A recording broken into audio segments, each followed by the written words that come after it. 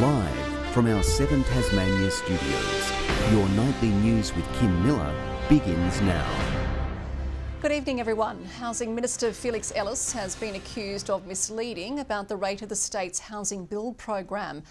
A Legislative Council inquiry hearing today revealed crisis accommodation, vacant land parcels and more are being included in the figures.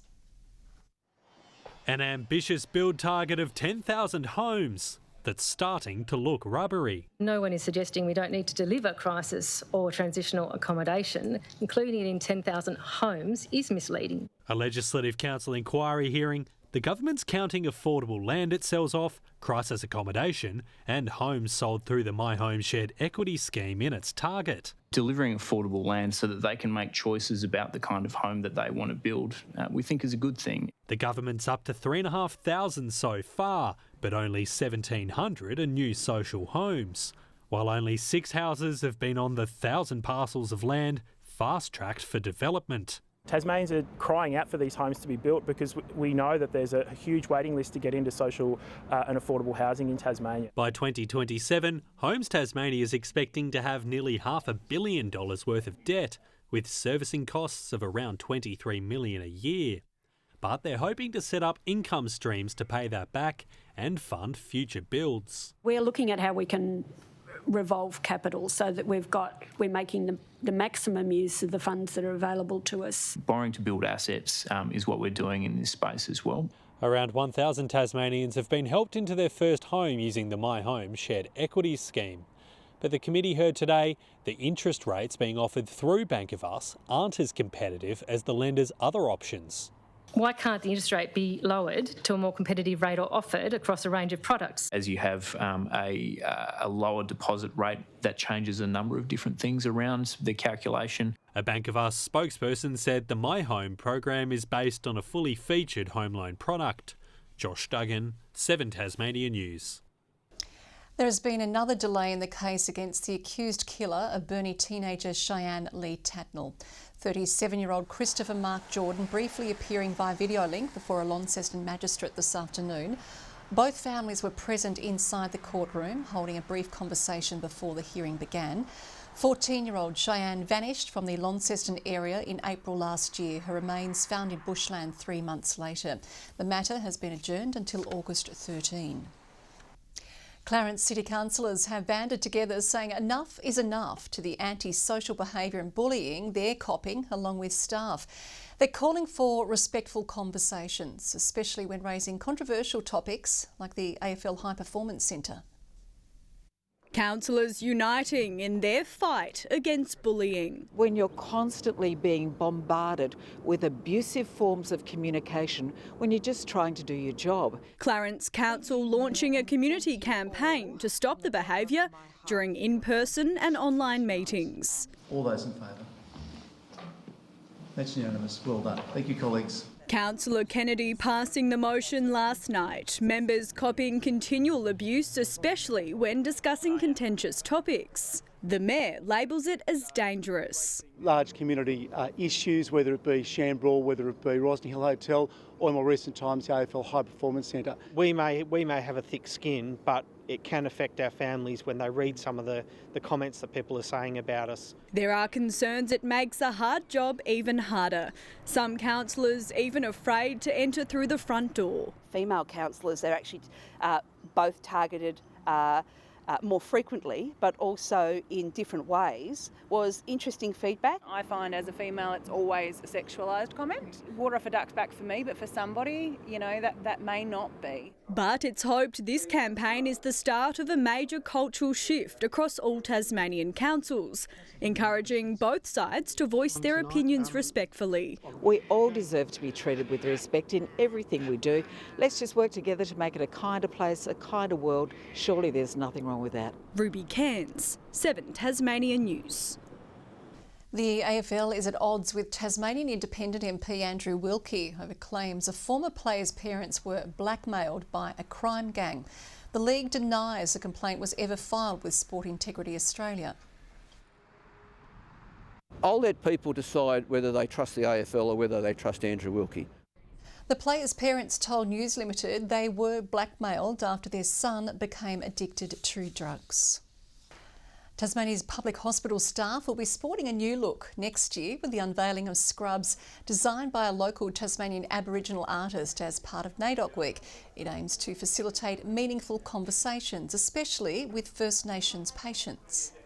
One of the designs was around octopuses and how they regenerate their own bodies, and it works well with the health department and regenerating. I think we know that Aboriginal people, there are some barriers to accessing healthcare, and I think this is just one way of breaking that down.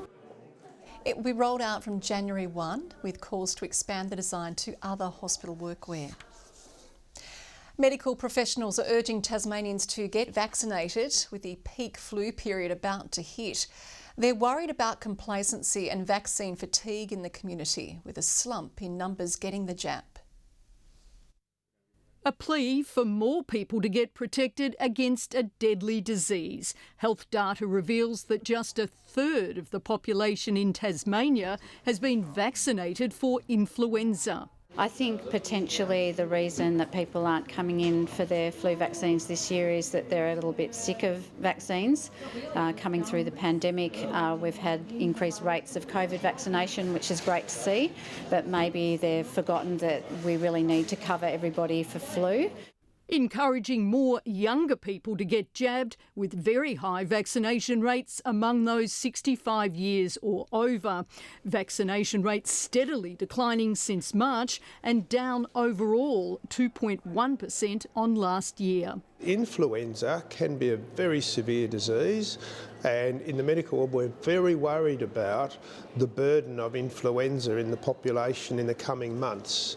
Data also shows influenza is continuing to spike in the Tasmanian community, with August and September the peak times for cases. Health professionals warn it's not too late to be vaccinated. So if people can really step up and come in and get vaccinated, it's really convenient to be vaccinated in your community pharmacy. And if you do contract influenza, the advice is clear. If you do feel unwell, of course, over winter, we do recommend that people stay at home and try not to spread your bugs around, and make sure you're doing lots of hand washing. Melinda Ogden, 7 Tasmania News. Tasmania's Alana Smith has been playing basketball for most of her life. Her next stop, the Paris Olympics. Her success puts a spotlight on the pathways available to young athletes here at a time where there's a push for a potential Tasmanian side in the WNBL. Only making her way onto a basketball court at age 12, it didn't take Alana Smith long to find her passion.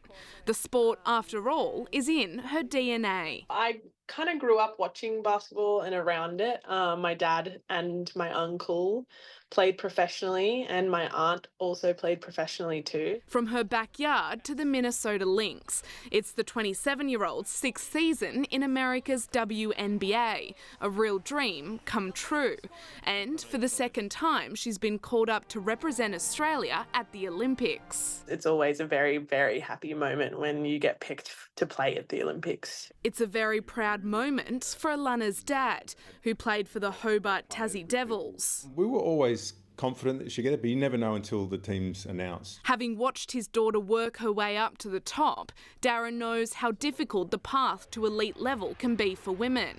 Now at the helm of the Jack Jumpers, he's part of a fight for a Tasmanian WNBL side. There's clearly momentum, there's an understanding that teams from Tasmania can get it done at the highest level. With the men winning their maiden championship, now seems like the perfect time to harness support. To be in that kind of situation, to grow your basketball and have a chance to come out and be playing in Tasmania, it can't be anything but great for our organisation and the state. And there's already one Olympian ready to sign up. Just being able to play in my hometown would be amazing. So WNBL, if you could get a team down there, that'd be great. Lily Thompson, 7 Tasmania News.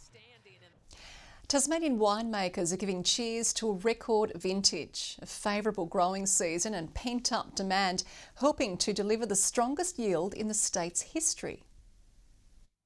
It seems red is the new gold, and these barrels are full of it. We're growing what people want, and so there's a really good demand for Tasmanian wine. Wine producers like Hobart's Glazer Dixon are raising a glass to a rare trifecta.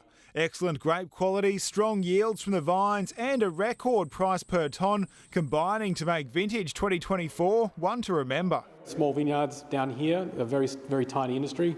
So trying to get access to more grapes has been, it's been a challenge definitely over the years, and we need more grapes to get more market. That's been helped by a bumper harvest, almost 17,000 tonnes producing 14 million bottles, 36% better than last year. We're really, really dependent on the weather. So last year, I don't know if everyone remembers, it was wet, but this year it's been quite a dry year, which has been quite favourable for Tasmanian wine. Despite only accounting for 1% of the Australian harvest, Tassie grapes are in demand, fetching more than $3,600 per tonne, more than 5 times the national average. There's this worldwide demand for high quality Pinot Noir. And because there are only a few places around the world that do it very well, like us in Tasmania, there's a huge demand for it. Roughly half our wine is shipped to the mainland and 5% internationally. But that's expected to grow as other markets get a taste for Tassie. We're going to grow, and that's because we're growing what people want. It's a cool climate, it's a great wine style, and yeah, people love it. Nick Kelly, 7 Tasmania News.